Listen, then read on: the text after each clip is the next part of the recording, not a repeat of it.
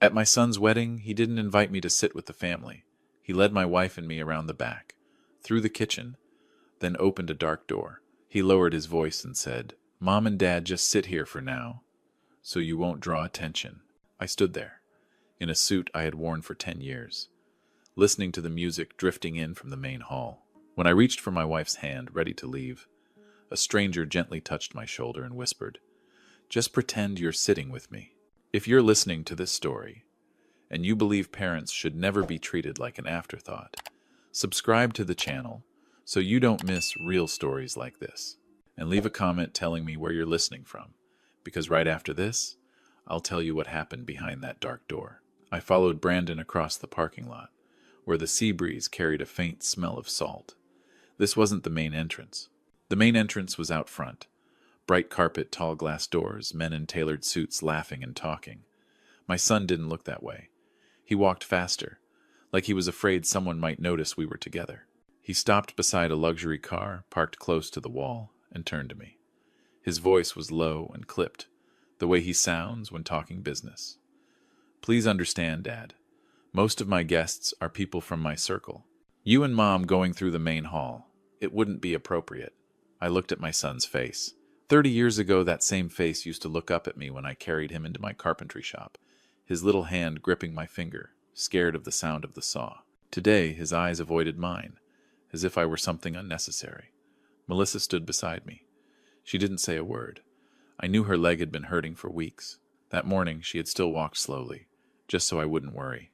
Brandon glanced down at his mother's worn shoes, and quickly seized on that excuse. "Mom's leg is hurting anyway. I've got a quieter place. You can sit there and watch the ceremony comfortably." He led us around to the back of the hotel. With every step, the light grew dimmer. The wedding music faded into a distant echo. At the end of the hallway, Brandon opened a metal door. Inside was a narrow room, low ceiling, cold, white lights. A few uniforms hung on hooks, a long bench against the wall, a small TV mounted high up, live streaming the ceremony from the main hall. "Just sit here for now. Staff still use this room. No one will bother you." He spoke quickly, like he didn't want to stay. I looked around. The smell of laundry and mild detergent. No windows, no flowers, no laughter. Just the image of my son on a screen, standing under bright lights, wearing a brand new suit. I knew he bought it with the first money he made from his company. Melissa sat down. She placed her hands on her knees and let out a quiet breath. I stood there for a moment, not because I was tired, but because I needed a few seconds to understand what was happening. I had thought, no matter what, today was his day. I didn't need a front row seat. I just never imagined I would be placed in a room where even the light wasn't meant for us.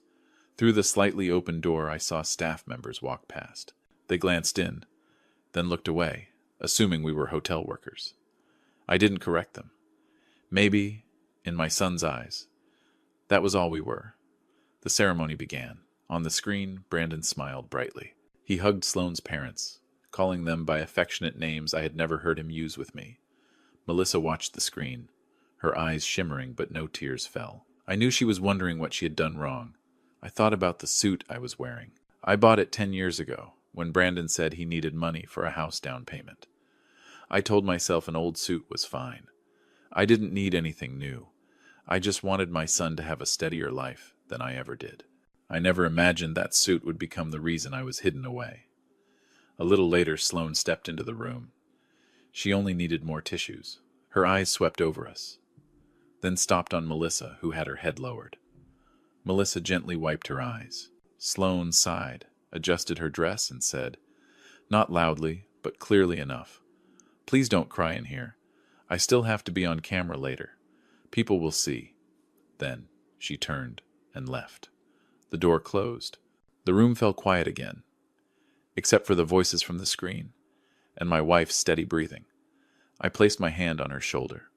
She took my hand, softly but firmly. "I'm fine," she whispered. I knew she wasn't. I looked around one last time. This room wasn't for guests. It was for people who weren't meant to be seen. I understood that message very clearly. I bent down and told Melissa we should go home. No need to make a scene. No need to make anyone more uncomfortable. Just as I opened the door, a hotel manager stepped in front of us.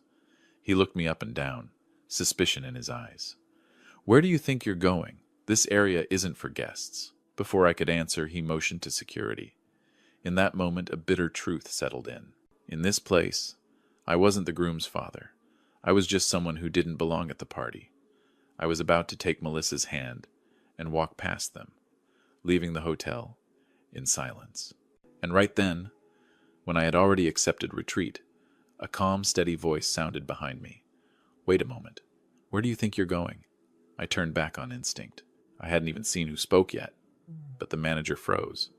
His tone changed instantly. He dipped his head, stepped aside, like he'd just realized he was standing in the wrong place. I didn't understand what was happening, but I knew that feeling.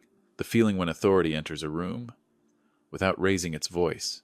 The man standing there wore simple, light-colored clothes, nothing flashy. Yet the way he stood made the space feel slower, quieter. His eyes moved over me, over Melissa, then paused on the room behind us. He didn't ask questions. He just looked, and for the first time that evening, I felt seen. "It's not comfortable in there," he said, calm and even. "This party is crowded. You shouldn't be in that place." The manager bowed deeper. I didn't know how to respond. I was used to staying quiet when pushed aside. I wasn't used to someone pulling me back. "We took the wrong way," I said, out of habit. "We're leaving." The man looked straight at me. No pity, no curiosity, just a steady look, like he was weighing a very simple decision. "No," he said. "You haven't eaten yet." He turned to the manager and spoke a few short sentences. I couldn't hear them clearly, but I saw the change immediately. The manager nodded again and again, then waved the security away.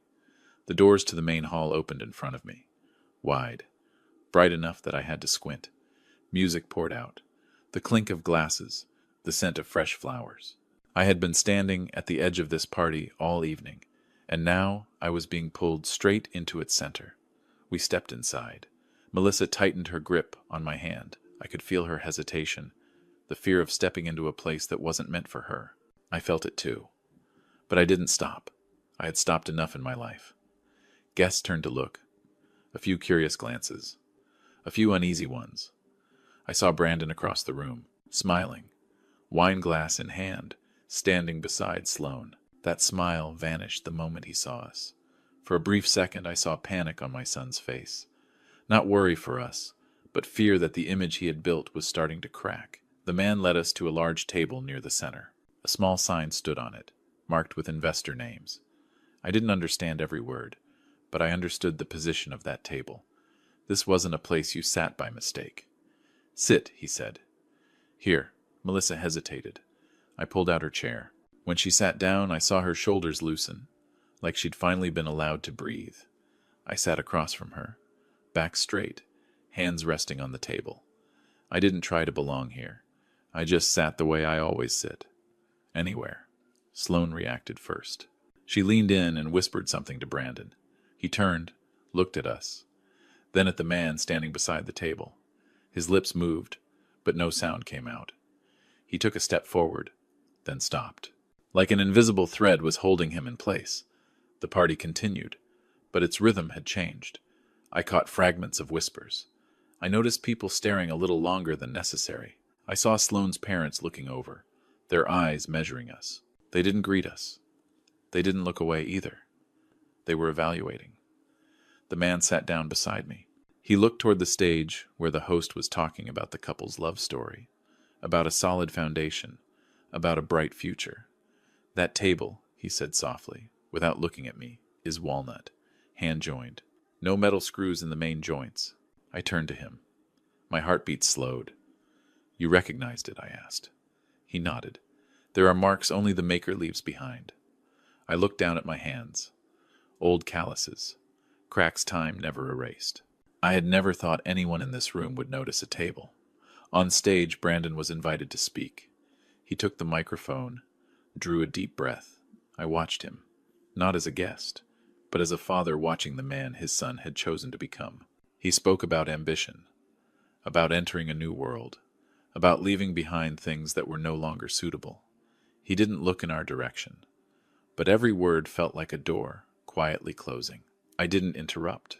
I didn't stand up. I just sat there, listened, and let the silence inside me grow. When the applause rose, the man beside me set his glass down. He turned to me, his expression calm, unchanged. Maybe he said, "It's time everyone in this room knows who built the table they're leaning on." I didn't answer right away. I looked toward the stage, where my son was bowing in thanks amid the applause. I knew this fragile calm was about to end. And this time, I wasn't the one being led out. The man beside me didn't say anything more. He simply stood up, straightened his chair, then leaned slightly toward me, his voice low enough that only I could hear. "There are evenings," he said, "when people need to sit in the right place, so things can return to where they truly belong." I didn't ask who he was. I've learned not to ask questions that don't need answers. I followed the direction of his hand. The center table. The one Brandon and Sloane had tried all evening to get close to, and had been politely turned away from every time. A table for people who don't need introductions. "Would you mind," he continued, "if tonight you just pretend you're sitting with me?" The words sounded casual, almost polite. But I knew this wasn't an ordinary invitation. I looked at Melissa. She looked back at me. Worry in her eyes, yes, but also something else. The exhaustion of someone who has endured enough. "If you're okay with it," she said softly. I nodded, not out of curiosity, not to prove anything. I just didn't want to leave again. We stood up. The man walked half a step ahead, never rushing us. As we crossed the open space between tables, I felt the silence spread. The music kept playing, but conversations faded. I heard chairs shift, whispers cut short. No one said it out loud, but everyone sensed something was drifting off script. The center table felt brighter, not because of the lights, but because the space around it was always kept clear. The man pulled out a chair for Melissa, then motioned for me to sit across from her. He sat down last, placed his hands on the table. Calm, as if this had always been the natural order. A server appeared instantly. Head bowed. No names asked. No confirmation needed. Water poured in silence. That's when I noticed the difference. No one here asked who we were. Brandon stood not far away. I saw him turn to Sloane, speaking quickly. She shook her head, lips pressed tight. Her parents glanced over, then turned away, as if they wanted no part of it. I didn't feel angry. I only felt the distance my son had built with his own hands. The man beside me glanced at my wrist. There was a small metal pin there, a wood chisel. I'd worn it since retirement. An old habit. Something I never thought anyone would notice. "You kept it," he said. I was surprised. "Kept what?" "The pin," he replied. "I've seen that mark on a few pieces. Not many, but enough to recognize it." I looked at him more carefully. An unfamiliar face, a voice without flair, eyes that never searched for attention.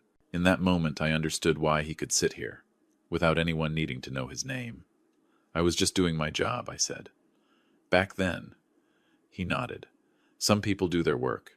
Others live off that work." I didn't ask more, but I could feel something being placed on the table, slowly, deliberately. The party moved into its main segment. The host announced a speech from the hotel's lead investor. The man beside me stood up. The entire hall turned toward him at once. No long introduction, no titles. Attention arrived on its own. He took the microphone, spoke briefly about the space, about the value of things made by hand in a world that loves speed. No one clapped midway. Everyone listened. Then he turned toward me. That look didn't ask permission. It simply confirmed. "And before we continue," he said, "I'd like to invite someone up here. Not because he's famous, but because without him this room wouldn't stand the way it does today." I felt Melissa's hand tighten around mine. I stood up on instinct. Not because I wanted the stage, but because I knew that if I stayed seated, the story would no longer be mine. I walked up, step by step. The lights came down on me. I wasn't used to this brightness. I looked out over the hall. I saw Brandon. His face had gone pale.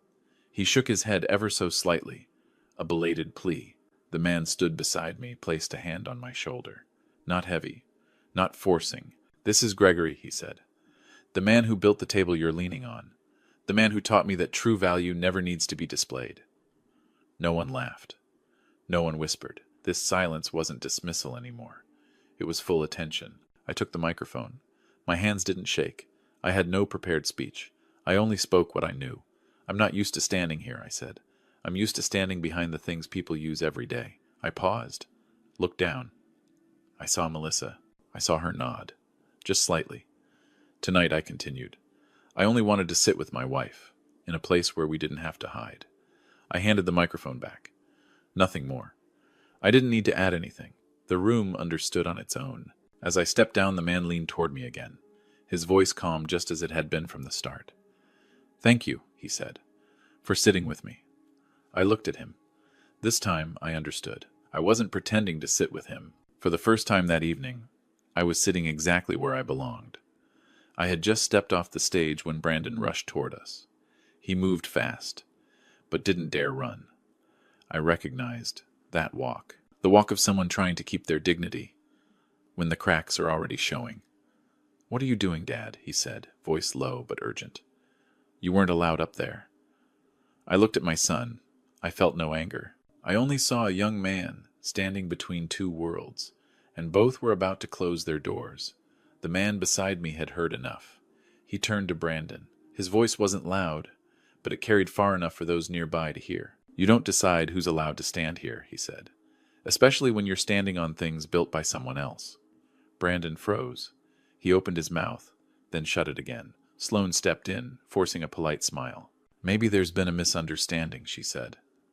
Today is our wedding day. The man nodded slightly. Yes, and it's also a good day for the truth. He turned to the host and gave a short signal. No explanations, no requests. The microphone was handed back to him. The hall fell silent again. This time the silence carried expectation. I imagine, he said, many people here are wondering why I invited Gregory onto the stage. He paused, looked at me, then scanned the room. Many years ago I was looking for a small woodworking shop, not to buy profit, but to preserve a way of working that was slowly disappearing. That shop belonged to Gregory. I heard a few murmurs. Brandon snapped his head toward me. The anger was gone. What remained was fear. I bought the shop, the man continued, and paid a fair price. Gregory never knew who the buyer was. He thought it was simply support, a chance to rest. Then he looked straight at Brandon. That same money became your starting capital. Not luck, not exceptional talent, but the hands you tried to hide tonight. The air in the hall grew heavy.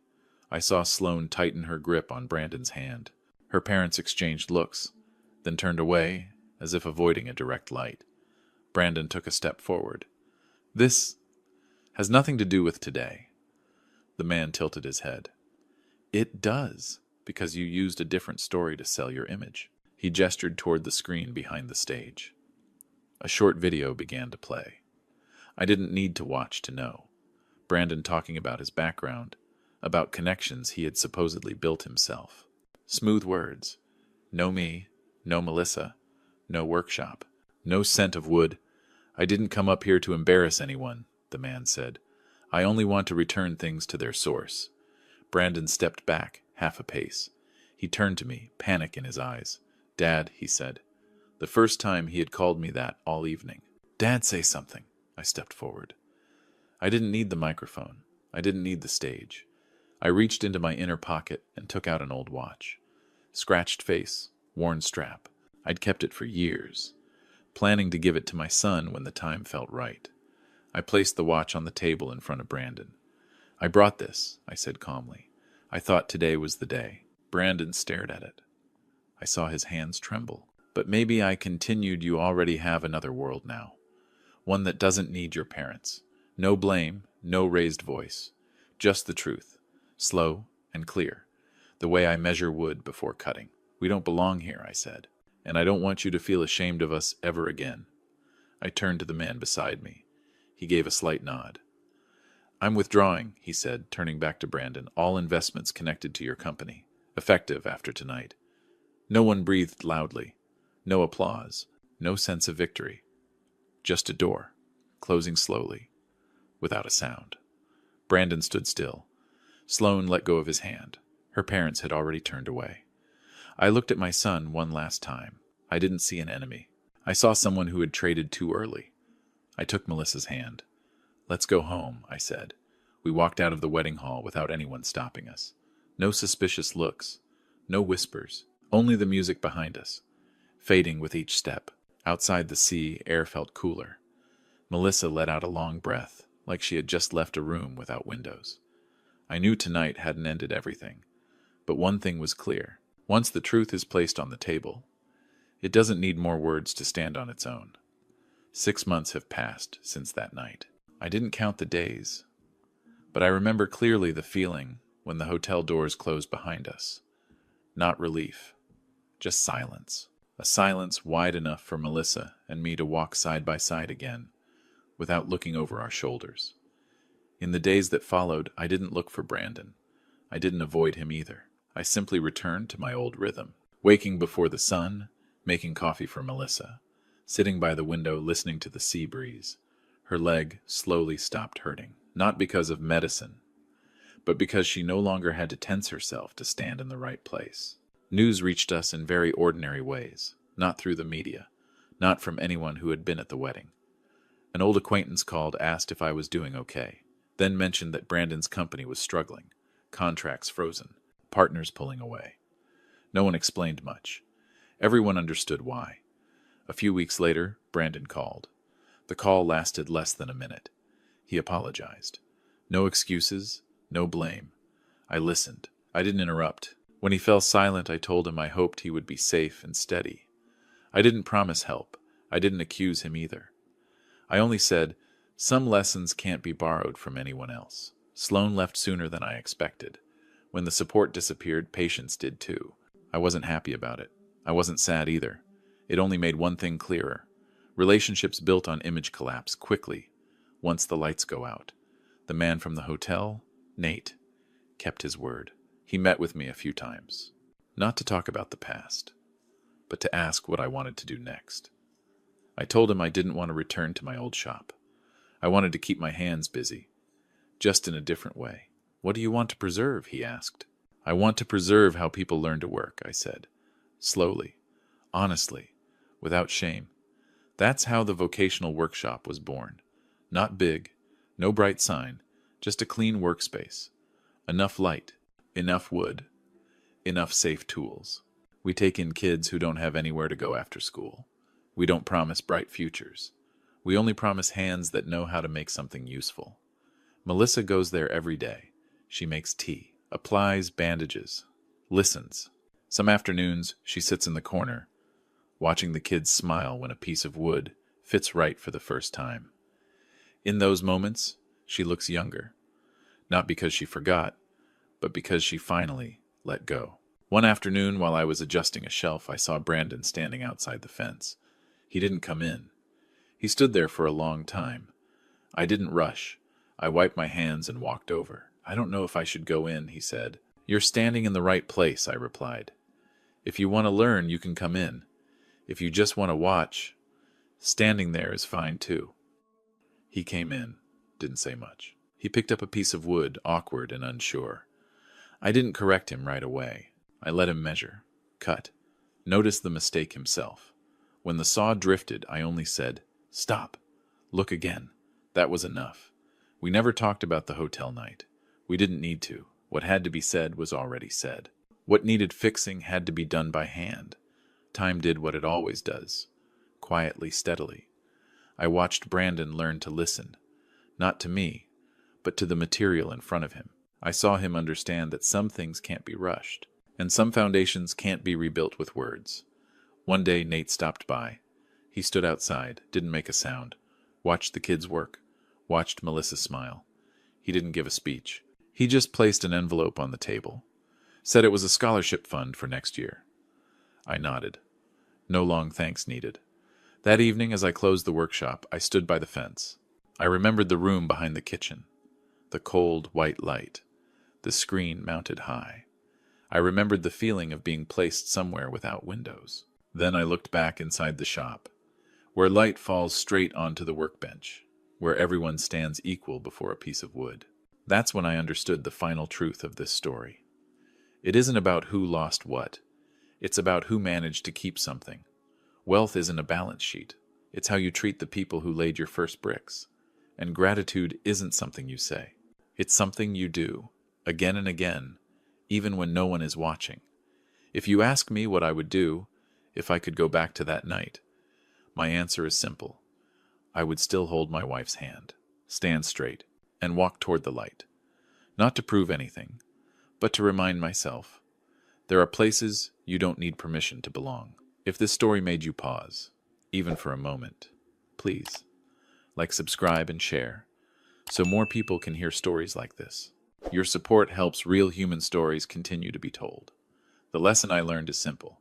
Never trade your roots for a temporary seat, and never look down on the hands that built the foundation of your life. Reputation can fade. Money can change owners, but how you treat your parents will stay with you for the rest of your life. Thank you for staying until the end, and for listening to my story.